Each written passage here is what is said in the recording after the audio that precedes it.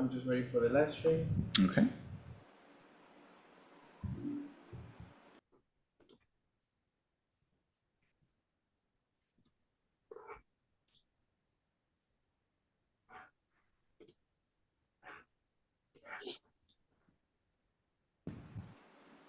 Stop.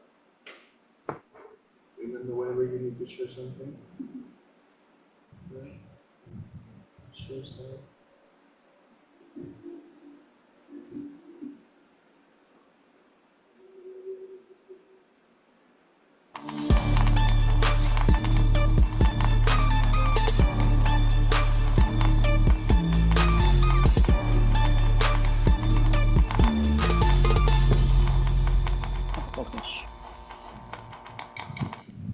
Hi, everybody. My name is Scott Hillier, independent film director and president of ECU, the European Independent Film Festival, as well as president of the ECU Film Festival Group, which covers ECU, the European Independent Film Festival, the All Asian Independent Film Festival held in Cambodia every year, the All African Independent Film Festival, which is held in Rwanda, and the recently started All Americas Independent Film Festival, which will be based in Mexico in August this year. So I'd like to welcome everybody to the first podcast after the ECU 2025 festival. We're going to play a little bit of what we've got up to during the festival, which was a lot of fun and great to have shared it with everybody. And this is a great thing. And we'll be speaking today with some filmmakers and a screenwriter who won awards at ECU 2025 here in Paris. It's a great thing. Film festivals are very important to all of us as filmmakers because that's the way that we get our films out in front of audiences. One, it makes us feel great as directors because we can stand there and talk about ourselves, but also it gives you a film life and it gives filmmakers the opportunity to see what audiences like or dislike about their films. But anyway, so today we have 4 film directors, 1 producer, an actress.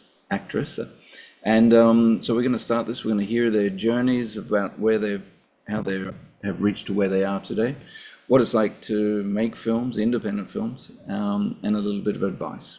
So first of all, I'm going to start off with Sayaka, who's the producer and I believe the actress in Tokyo. No, not an actress. Oh, no, I'm not. Thank you. You look wonderful enough to be an actress, but a producer of Tokyo Strange Tale. So why don't you start off by telling us a little bit about your journey to where we are today as a producer? As a producer, I have been a creative partner with the director Koichi Ueno, but our film, first of all, thank you for the great award. It's our Tokyo Strange Tale is set in Tokyo. It's a strange tale, as the title says, that unfolds when a man encounters a ghost. The protagonist is made with an inspiration from, I don't know how to pronounce it, Goethe's The Faust, a weak man driven by curiosity and a desire for recognition and descending into hell. The story also draws from the nursery rhyme Who Killed Cock Robin, exploring question about death, guilt, and the desire for truth through characters' dialogues. Well, it was definitely a strange tale, which made us love it very much. It's a great story. At the beginning, I think myself and the jury, and I guess many of the audiences didn't know where it was going, but then it all clicked in, and a strange tale indeed, but a very, very good one. Can you tell us a little bit about the making of the film? I mean, producer, you have the worst job in a film ever, I believe, because you have to control the directors and actors and whatever. But was it an easy film to produce? The main producer, I'm sorry, I'm not the main producer. The main producer was the main character, the actor who played the main character. His name is Otoguro, who was at the festival the other day. We know him well, yes. Yes, and he is a main force. So he came up with this idea and he made the director go, and he was more energetic one than the director. And he came up with that the idea, and the director wrote the script, and I share my thoughts, and the Otoguro and Ueno were so eager to make it happen. So it was pretty easy for me. Nice, good. Well, we'll keep that because producing films is rarely easy. So if you can get an easy one, that's great. We'll come back and talk to you a little bit later, but I'm going to move on to Nawaf, who also we know quite well because of coming to the festival. Where am I speaking to you today from, Nawaf? I'm from Kuwait, and I'm speaking at my house in the hottest city in the whole world, Kuwait. Hi, I've been there and it is very hot, but I love the fact that you have lilac walls. That's surely enough to keep you cool. That's a good thing. Nawaf, why don't you tell us a little bit about yourself up to in your filmmaking career up until today? Uh, I've been working in the industry like in and out for 10 years. But then in the past 2 years, I came back again, and I thought for to make a film which is Asrar. And the first idea it was like a long feature film, but like 2 hours. But of course, I'm the producer. I will provide the money, so I need to lower my expectation. So from long feature film, I made a short film, and it was يعني, how I can say it. Many problems I get during the shooting, but thank God I survived. I like Thank your God. I like your total honesty because making a film is about Yeah, survival. yeah. It's about survival. No joking, no joking, no joking. Producing and directing at the same time is really tough. It's really tough. Yes, well, I believe that we all, if we survive the challenges and overcome difficulties, it makes us a better person. But I know the story behind it. As you know, I was in Kuwait during the war, and I'd heard a little bit about this story. So I admire the fact that you took it off and went with it. Can you give us a very brief description about the film? Because I'd love everybody to know a little bit more of it. Mainly because one, it's a great film, but also it's you won the Ahmed Kadir Award for Excellence in Arab Filmmaking. And Ahmed and I made a couple of films together out in the Middle East, and he was Egyptian, and I always expected him to make a lot more films for him, but unfortunately he died in 35, just got back from the gym and passed. So I'll never make another film Young. for him. Very young. So tell us a little bit, very briefly, about the character and your story. Asrar Gabandi, she was like a James Bond in real life in Kuwait. During the war, she was a teacher, just a kindergarten teacher for kids. But then during the war, she became like how can I say, a spy. She transferred people from Kuwait to Saudi Arabia. She transferred data, which is like the civil ideas, huh? All the data information from Kuwait to Saudi Arabia, and then by desert with two kids, huh?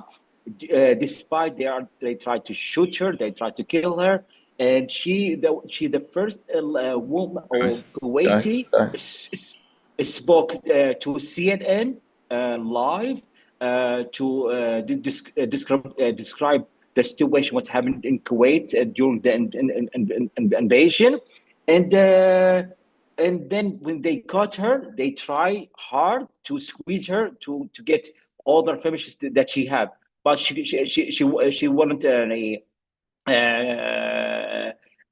with them. So the day of the desert storm, when the war start again, they kill her. They kill her because they don't want to be, they don't want it to be her alive or to be like a hero. No, you need to die. So this is a long short for her. Yeah, She's a no, hero. yeah, no, it's exactly, and I think it's admirable and great that you can tell that story, and I think you told it very well. And just one word of warning for people Thank out you. there listening about this: it's much harder to make a great short film than it is to make a long feature film, and you've lived that Ah, for sure. oh, yeah, yeah. But I think your story is so tight and so condensed. I think that the short version of this is great. I think when you find some bigger money and proper money and tell the story bigger, but I think for what you've got and what you did, I think it's an amazing film. So I congratulate you for that. Thank you, thank you. Okay, I'm going to move on to Anna in Berlin. Anna often uses hand-drawn rotoscope animations, which I've got in front of me, which basically means, my goodness, that's a lot of work. And Chicken won Best European Independent Animation at ECU 2025. She describes her work as focusing on the psychology of the everyday. My goodness, don't come into my office because everyday psychology in here is a mess. But why don't you tell us a little bit about your journey up to today? My entire journey. Well, I've just short, done- just nice and short. The filmmaking. What's maybe interesting is that one of my, or maybe my first professional film actually played at ECU in 2012. A long It time was ago. called See, The Squirrel and the Penguin. So it's a while that I've been Wow. making short films, and it's always animation. I'm trying to make films as much as I can between other work when necessary. And yeah, latest one, Chicken. Well, actually, there's a new one coming out, but that's about a woman and a chicken meeting and smoking a cigarette and then setting everything on fire. But it's also about anger and hurt and abuse and things. It's always about feelings. Well, Yeah. that's the thing about, with this AI thing happening all around the world and everybody using it and doing things. And I think the fact that what you've created and what I think everybody at ECU and that competes at ECU is creating emotion and feelings and stuff like that. And we love your style, obviously. It's a very interesting style and very independent. And, we admire the fact that you keep coming back to us because you're a veteran with us. Love your work. And Thank you. I describe film directing. I believe that directing a film, I spend about 15% of my time actually directing a film.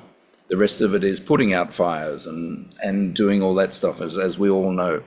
But the idea of the true definition of a film director for me is putting the right picture and the right sound at the right place to create an emotional response.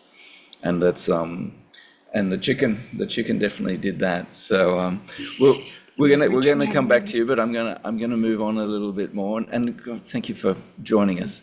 Daphne, Swimming with Wings won Best Editing, which is a very interesting choice in the jury room, actually. I won't go into it too long, but tell us a little bit about your journey up until today with Swimming with Wings at ECU. So, hi, and I'm very happy to be here today. I was very sorry that I couldn't attend the festival. I'm joining you now from my studio in Amsterdam. I specialize in animated documentaries, and my animation is based on mixed media. Swimming with Wings is a combination of different techniques, rotoscoping, 2D, 3D, but it was all printed and hand-drawn. It was very challenging to make this film, so it means a lot to me that I won this award. So thank you. Tell us a little bit about the challenges. I mean, that we all filmmakers here, we know what the challenges are, but what are the specific challenges for this amazing film? So it is the movie is based on interviews that I made with children who moved with their families to the Netherlands. And I didn't know it will be that difficult to interview children because I did 2 animated documentaries in the past, and I always had a good approach to interview people, adults. I didn't know it will be so complicated to interview children. And at the beginning, the answers that I got were just like yes or no. So then I collaborated with my script coach, Lotte van Galen. She's a podcast maker, and she taught me special methods of how to approach children and how to make them feel safe and and that it will be also fun for them to open up. Yeah, and I'm very happy with the results, and I'm very proud of the children who really share their feelings and thoughts about the whole process they've been through. No, I think you managed to do the mix very, very well between them talking and the pictures. I was astounded by the pictures. I thought it was great. And you animators that do rotoscoping and hand drawing, my goodness, I don't have the patience to wait for the kettle to boil for 3 minutes. So I applaud you very, very much for that. Thank you. I'm going to go back now to the script writer. Because that's without a good script, we don't have a good film. There's no doubt about that. So Giuliano Filippi wrote the screenplay for A House for the Flowers. I've heard there was a description, you say, use your work to bring characters and stories to life with love, passion, and purpose. My goodness, that's worthy. Tell us a little bit about A House for the Flowers. Thank you so much for having me, and it's wonderful to be able to meet everybody here. It's an incredible experience. I'm coming to you from Houston, Texas, so good morning to everyone from the United States and the world. The House for the Flowers, the idea actually, the title came to me last year, months ago, in one of these random moments during the day, and I really liked it, and I thought it was really beautiful. And then that was it. Okay, that's a pretty title. And then this January, I have friends, and I've lived in LA before, and I'm also an actor. And as most of you probably know, LA went through massive wildfires between January and February. And I was following some news, and that's when the full story came to me. And the story is about this actress who is past her heyday, who is of Brazilian heritage, and she is from a small town in California, Chico. And she gets a letter from her mother saying that she's fine or whatever, and then she gets a call from the police that she died of cancer. And so it's about a woman who is estranged from not just her mother and her roots, but from herself. And so she has to go back. She has nothing in Los Angeles. She has nothing left. She has to face her past, people that she left behind. And her mom left her a house and then a greenhouse. Her mother was this beautiful medicine woman from Brazil. And she has this abandoned greenhouse now. And so Anais, our protagonist, has to reckon with her demons, face the fact that she decided to become what the industry wanted her to be. And it gave her a small amount of fame for a little while because she was very beautiful. And then one day, after a year of going, she's back in her hometown. She's trying to bring the greenhouse to life, and she's trying to honor her mother, but nothing's happening. And she's very frustrated.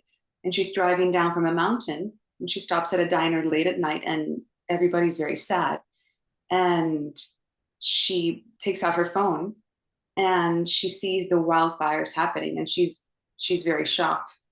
And then she meets this couple who are crying just beyond grief. And it turns out that they have a van full of flowers and plants that they bring up from South America to California every month because they have connections in a nursery. We know how it is. We like plants and flowers, right? They come from somewhere. And so she decides to become a halfway house for flowers and plants. So A House for the Flowers is about,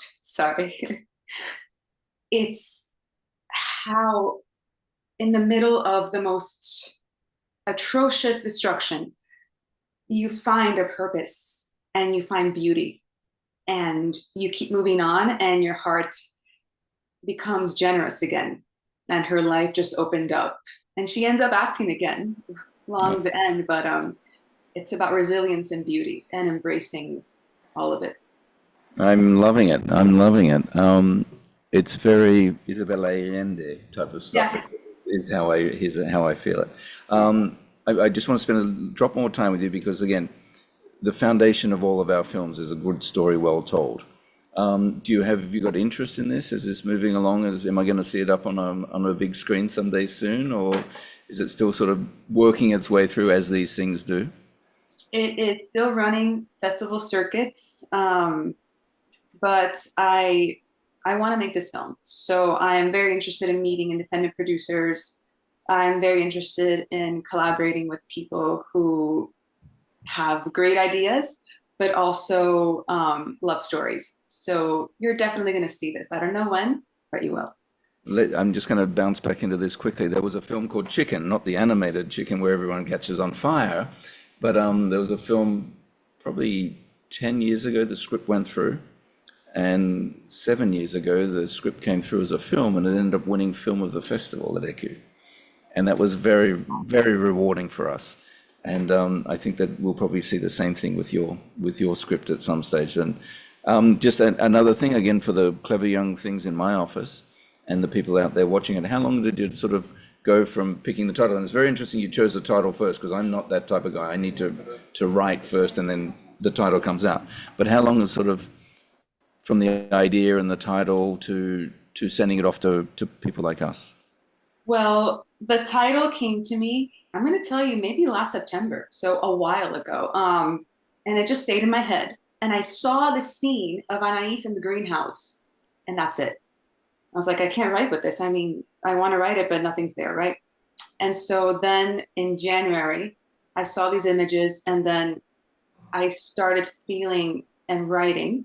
So from September to January, nothing. And then I wrote this. I will be honest with you. It took me a week to write it, to edit it, and to send it out. Oh, listen to that, everybody. Listen to that. Good. Wow. Yeah, no, that's But I had to wait. But I had to wait for it to come.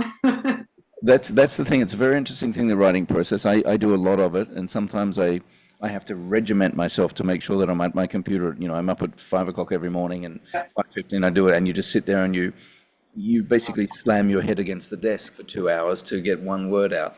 But then all of a sudden, yeah, and then the inspiration hits you at one stage, and you write 40 pages, and you're like, "Where's the on-off button? Where's the on-off button that I want to push?" Yeah, exactly. What about you, Ashra? Sorry, just to jump off there, because you're in agreement with this, but you had the story. You sort of more or less had to adapt it and then condense it, right? What did you ask? Nazraf. Oh, well. There we go.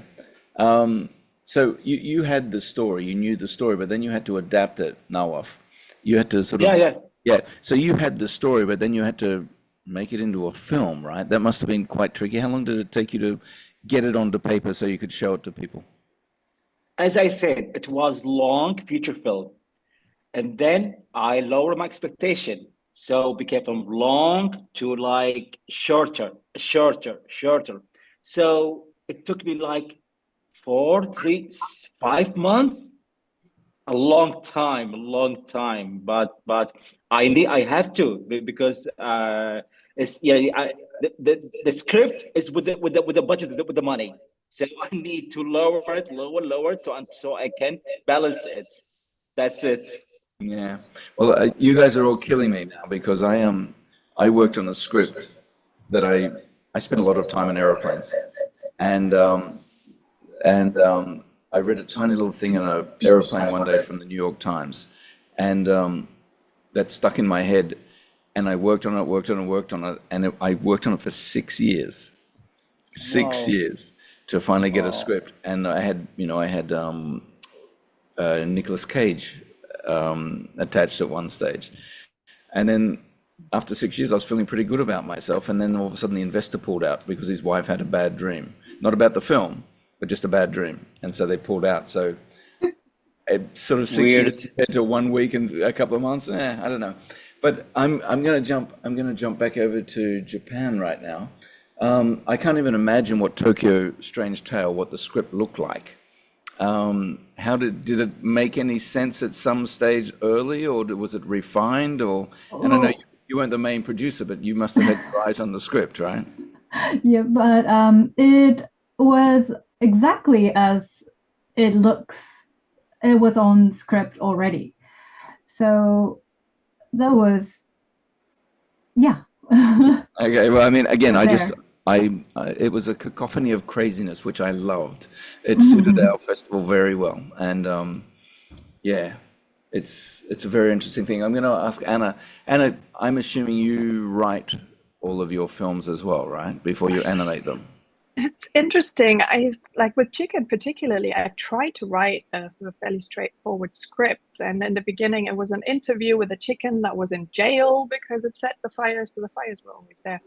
But then in the end, I work better if I don't go script, storyboard, animatic, film. Like it's better if I put things, and if I start drawing really soon, I think it's really through the drawing that I get to the story somehow. So the story is quite loose, especially in this one, because I did it completely self-financed. So I had no one really telling me, no, you have to do this, you have to deliver this at that point. So I was really free, and I changed things until really, really late. And yeah, it really came out of the drawing. There's two things in that. The fact that as an independent filmmaker, you have no money, but you have the freedom, which I think is unbuyable. Yeah. You know, to have that. But you know, I shoot a lot and I edit a lot. But how does it go with you animation? I mean, how much is left on the cutting room floor, as we would say? Very little. I would say there's maybe with every film, maybe 1 or 2 shots that in the end I animated and don't use, but generally the animatic is really where everything gets worked out. So that's kind of the storyboard set on a timeline with sound and whatever. And that's where we build the story more than in the script, I would say. I don't know, Daphne, if you agree or not. But I think as animators, like a script is nice, but actually, and this is maybe a bit controversial, I think animations that really start with just the script and then go very faithfully to the script, to the stages, they don't have as much of the animation magic as things that are a little bit looser in the animatic stage, because then you can, like the drawing, the animation can inform everything, and we have this tool, so I love it. But yeah, I admire the fact that you can do that, because I know that when I'm making a film and I'll spend days setting up a shot and doing this, and it just doesn't work in the film, but I've already spent 3 days out in the rain and the cold and helicopters and whatever. So, but Daphne, how does it work for you? I know that you based your film on interviews, but did you sort of have the freedom of what you wanted to do? Yes, but we did get funding for the film, and when we applied for the Netherlands Film Fund, I did need to write a script. And I remember I told my producer, I'm a documentary filmmaker, I don't write scripts. It felt so strange to me. But I wrote something pretty basic, and it actually helped me to make the structure of the film later. And something interesting is that we started the development of the film during COVID time. So I couldn't go video in the swimming pool. So I used different YouTube videos of real children who made their swimming test here in the Netherlands. And it worked so well in the animatic. And later on, we wanted to really use this videos. So we were in a long process of, asking approvals for this, using these videos. And also, of course, we covered all the kids, like no one is seen in the film. And I really like that it's, I think it brings another layer of documentary to the film, that, these videos were not specially filmed for the movie. It was really like from life. Wow, that's great. Great. We also, sorry. sorry. No, you go. We also started to write the script middle of the COVID. And the main idea started when the Mr. Otoguro, the producer, had the idea while he was hospitalized. So, and it was surreal, and the time was weird. So it really reflected on our draft. My goodness, I can't imagine any hospital being able to hold him in the room at some stage. He's just got way too much energy. Yes. It's a lot. You know what? I've got still a million questions to ask you, but I'm going to pass you on to Rodrigo. As I said, Rodrigo makes this makes it work and great. So he's going to pass on to some of our clever young things here, clever young staff at ECU, to hit you guys with some questions. So Rodrigo, all yours. Thank you very much. So the first question actually comes from our intern, Chiara. Hello, can you guys hear me? Hey. Okay. My question is for Anna. You can, yeah, okay. Hi, Anna. How did you come up with the idea of using the imagery of a chicken to represent a woman suffering through domestic violence? It's a bit strange, but actually the ideas came almost the wrong way around. So I didn't set out to make a film about domestic violence. I set out to make a film about this anger you feel when you're kind of hurt. And it was a much smaller story. It wasn't supposed to be like big dramatic domestic violence. But I had this anger that I wanted to discuss in a film, and then I read 2 news articles before, like at the same time, and one was about a court hearing where a judge was like, oh, but the boy had to set his ex-girlfriend's house on fire because it was a crime of passion. And then I thought about crime of passion and gender-based violence and fires. And the other story was a sort of scientific article about birds of prey hunting by setting the bush on fire. I think it's in Australia. There's even sort of Aboriginal tales about it.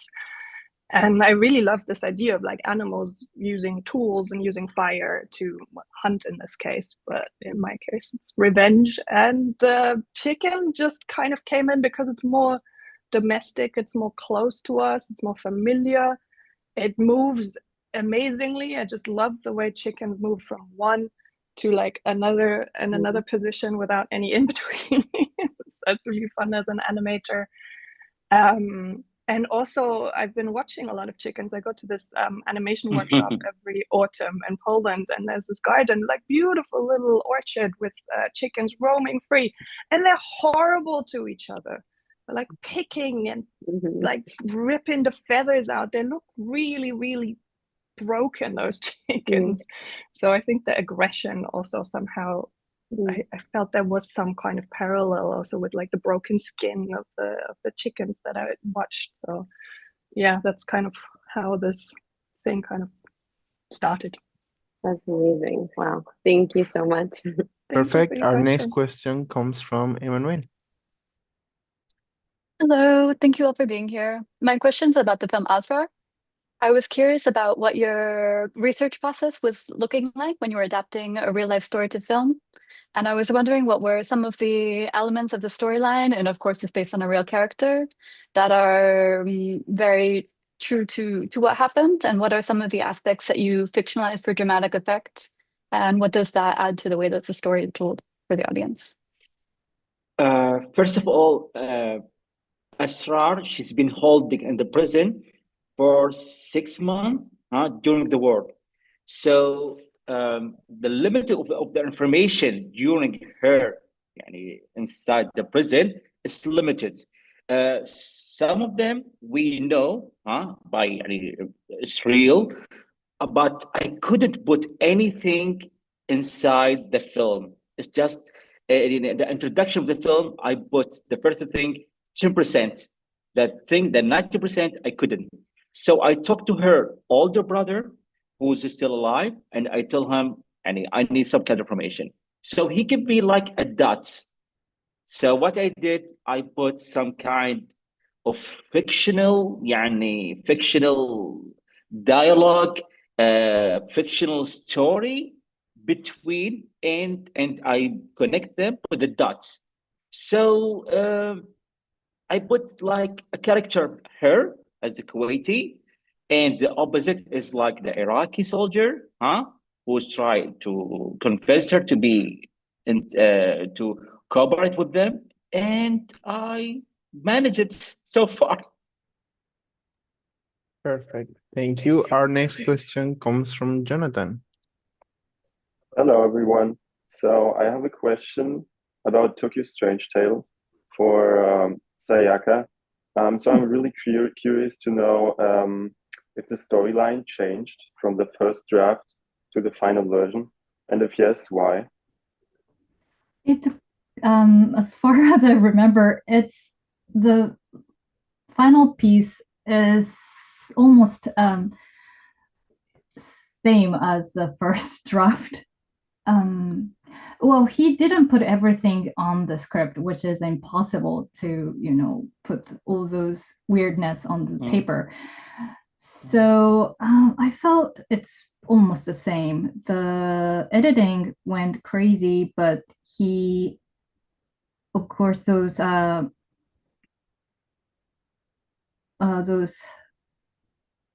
sorry, my English is not good, but I think it's the same. Okay, Yeah. Thank you so much. I'm sorry. We love your English. We think it's perfect, by the way, Sayaka. Thank you. Our next question comes from Aliona. Hello, I have a question for Daphna. You talked about having to work with kids, and I was wondering if there is a special role in the team that you need to be working with kids, if it was particularly challenging. Yes. Yeah, so as I said, I had well, her role was a script coach, but she really helped me with approaching the children. She also came with me many times to interview them. With the main character, it took a long time to get the good stuff. So sometimes from 1 hour of interview, we got only like maybe one sentence that we can use. So we went there together many times, and yeah, it helped me a lot. I really recommend on her if anyone wants to interview children or to go with someone experienced. Thank you. Thank you. And our last question comes from Julia. Hi, good morning. I have a question for Juliana. There is a lot of emotion in your script, and I was wondering what is a recommendation for young script writers to make a script as engaging as yours? Wow, thanks. I am naturally a very emotional person, so let me see. Logical, workable advice. If you feel the story, that emotion will come through, but a lot of people are more, a lot of script writers, I guess, are more analytical, logical.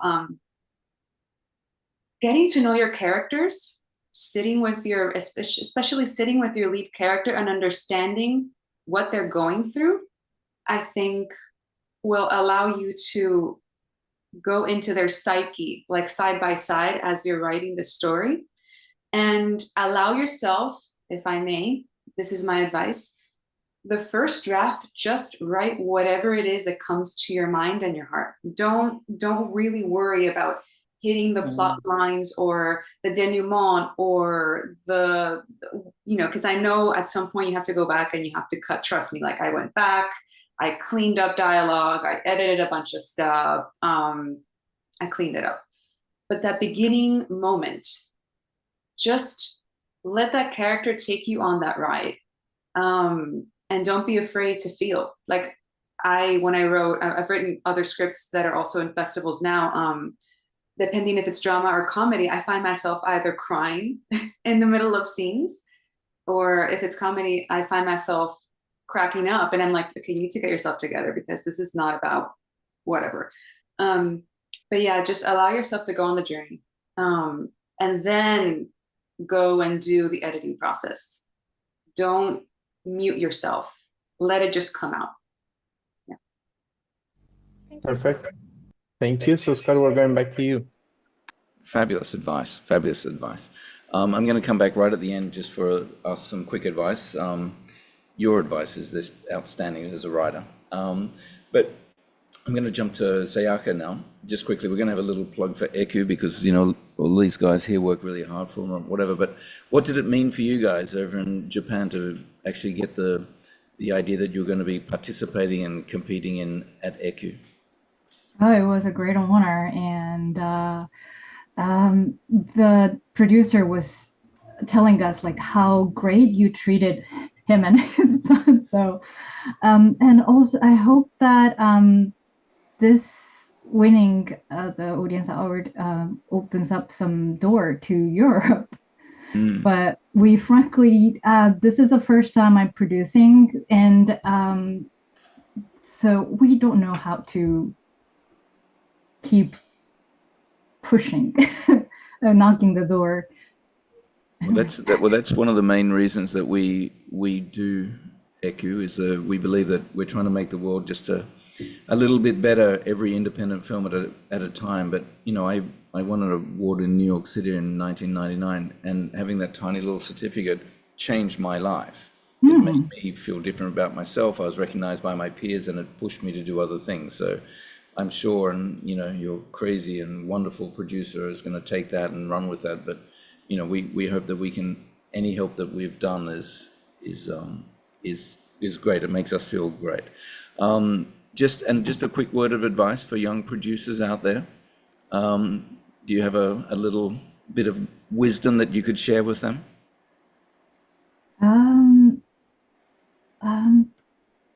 Do not fear the failure. And also, I don't know. I'm not I'm just learning too, so I don't know. Well, we're all learning every day, okay? And I honestly suspect that we'll be seeing you again. I hope so. Let's go to Nawaf. Nawaf, again, we love the fact that you were here, and it warms my tiny little dark heart, and I think it's great for you as well. But how did it feel to be participating and competing and then winning the award? Before I heard the news that Asrar was gonna be in Paris, I was feeling down that no one want to see it. No one want. I tried to knock the doors, but you know, in Kuwait or in this region, they admire TV or the small screen more than cinema. And then after I went to Paris and I get the awards, and first of all, I thank you guys. Thank you from bottom of my heart. It changed everything. That's the next day of the awards. I get calls, I get phone, I get recognition. It changed a lot of things. I showed them or films, producing. It's not about the money. It's all about how you want to put the screen, how you write it. Writing is free. It's all about it's writing about how you want to show the people, how to show the world. But in general, it's changed everything. Especially to meet you guys. That's my prize it's my awards. That's fabulous. But to change everything. Well, thank you very much. Tell me a little bit of word of advice for these clever young things around me. Just look, two advice for filmmaking: don't treat the script as your baby. Treat it, write it for the first time, second time, 3 times. It's like a living creature. To the day of the shooting, rewrite it again and again. It's going to change. Asrar, it changed a lot of things, during the between the pre to the protection. I deleted 2 characters in the same day of shooting. That's what. Yeah, I swear. That's why I said that the script is always change. And of course to the better. not to the worst. And for shooting film or shooting or to be a director, يعني low your limit by the budget, of course. This is the first thing you need to consider. But and just do it. Just do it. Just do it. Don't be afraid. And get help, of course. Well, you've great advice. Anna, give us some, and again, you know, you're a veteran, an ECU veteran. Tell us, what did it feel to come back and compete and win? I mean, I'm very honored. I'm sorry I didn't get the prize of attending that Nawab described so lovely. That yeah, I wish I could have been there, but I was in Denmark at the time, I think. But yeah, I love how ECU is really about independent film production and really kind of uplifts films and takes us seriously. Because a lot of the time short films are just kind of tacked on to the main program. But, you know, we got sort of in like this platform and other kind of interviews and things and room to talk about our films. And I think that's incredibly important and wonderful. And yeah, thank you so much for that. We can't wait to see your next one. Give us a drop of advice, Anna, for these clever young people around me. Well, advice number one, I've already said, animate chickens because it's really fun. And advice number two, I think, is if there's always disappointment that comes with not getting the money and having to do things, but the flip side of the coin is the freedom. And I think that's kind of something that is really nice to hold on to and try and remember to use the freedom to, you know, change your script later. Like, it's fine. You can change it, you can do it, and you know, you can feel your way into a film if you have more freedom and don't have that sort of corset of the film funders or the film schools or whatever. So I think, yeah, use the freedom. If you're a freelancer, don't think you have to work all the time. Go to the beach on Wednesdays and, you know, feel good about yourself, because a lot of it is struggling, right? A lot of not having money is struggling, but a lot of it is also freedom. So I think use the freedom to both tell stories creatively, but also live your life a little bit. Yeah, I can't agree more. I made a film once for the French Foreign Legion, and the executive producer at one stage, I was with the French Foreign Legion in Africa and in Djibouti. You think of the French Foreign Legion, you think of desert, and the producer from Discovery Channel said, "You've got to cut that out." I'm like, "Really?" And you know, they paid me so they could do it. I said, "But why?" And they went, "My audience will laugh when they hear the word Djibouti, so cut it all out." Oh no. And I had a guy throw a grenade into a room that bounced back in between me and his feet at one stage, and it blew up. We were survived and nothing happened. But I'm just looking at this guy going, I have to go for a little walk right about now. But anyway, so yeah, we can be broke but free. Daphne,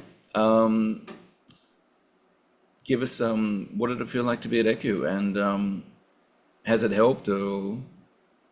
Because it helped us to watch your work, I can tell you that. Yeah, it really means a lot to me, getting selected, but also getting this award. I was really happy and excited about it. And also my previous film, Bear With Me, was also screened at ECU, and now to get this award, it meant a lot to me. Yes, and I wish I could come and attend the festival in person in the future. I would love that. You damn veteran animators, you got to come for the next one. The next time you get a film in, you have to come and visit us, okay? For sure, yes. Daphne, a little bit of advice for the ECU crew? I think follow your intuitions. I really believe in going after intuitions and making emotional decisions and not going after formulas. Yeah, I think that's really what led me in editing Swimming with Wings.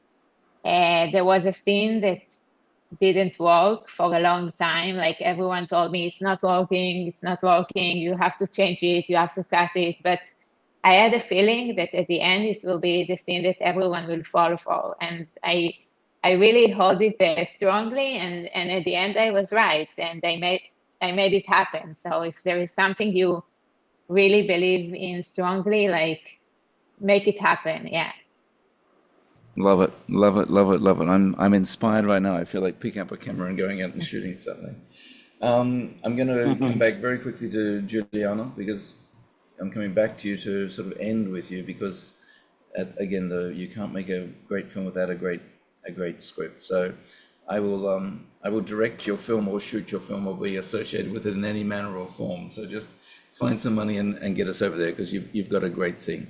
And I hope that, you know, I think, again, winning a little award from peers and you've felt, I think, what ECU means to other people and what we believe we bring to the film festival circuit. And we hope that getting that little certificate and a little bit of press and whatever is going to help you make this film because it sounds fabulous. And very Gabriel Garcia Marquez, Isabel Allende, and all that type of stuff, which I'm all over. So I'd like to thank everybody that was here on the podcast today, all of you crazy people.